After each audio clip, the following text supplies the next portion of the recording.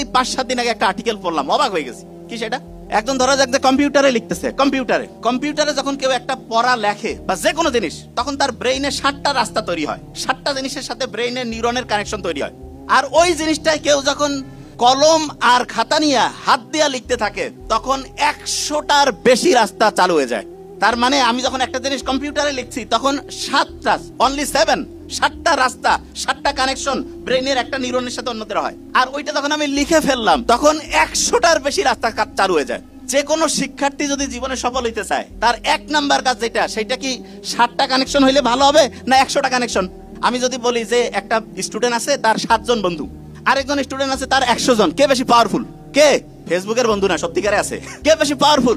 100। আমার বন্ধু এই যে প্রক্টর যে রয়েছে ফেরদৌস, সে বলতেছিল যে ডিপার্টমেন্ট 22টার মধ্যে 17টা হচ্ছে মেয়েরা হচ্ছে যে ফার্স্ট হয়েছে।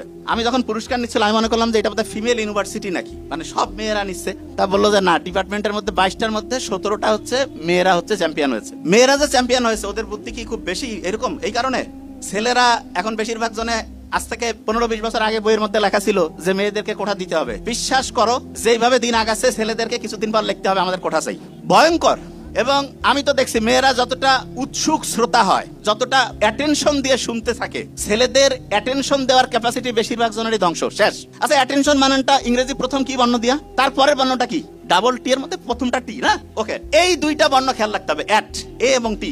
মেয়েদের ক্ষেত্রে বেশিরভাগের মাথায় এখন আলফা ফ্রিকোয়েন্সি তৈরি হয়। আলফা মানেটা কি? মেয়েরা শান্ত শিষ্ট ধৈর্যশীল, ছেলেরা হচ্ছে হ্যাঁ দুনিয়ার আন্দোলন সফল করার জন্য আবু সাইদের মতো অসাধারণত্ব দরকার আছে, ওইটা ঠিক আছে। এবং ছেলেরা অসাধারণত্ব দেখিয়ে একটা জাতিকে মুক্ত করছে, ওকে ফাইন। কিন্তু পড়াশোনার ক্ষেত্রে ফাইটিং করলে কিন্তু হবে না। পড়াশোনার ক্ষেত্রে স্থিতিশীল ব্রেইন লাগবে, মানে ব্রেইনটাকে ঠান্ডা রাখতে হবে। ব্রেইনটাকে ঠান্ডা রাখার জন্য 1 নাম্বার জিনিস যেটা দরকার আছে, নাম্বার 1, সেটা হচ্ছে ব্রেইনটাকে হচ্ছে ঘুমাইতে দিতে হবে। যে ভাই ব্রেন কি ঘুমায়? না, ব্রেন আসলে ঘুমায় না। যখন আমরা ঘুমাই তখনও ব্রেন জেগে থাকে। তবে একটা ইন্টারেস্টিং ঘটনা ঘটে, যখন আমরা ঘুমাই তখন ব্রেন পরিষ্কার হয়। যে ভাই এটা কি বলেন? হ্যাঁ।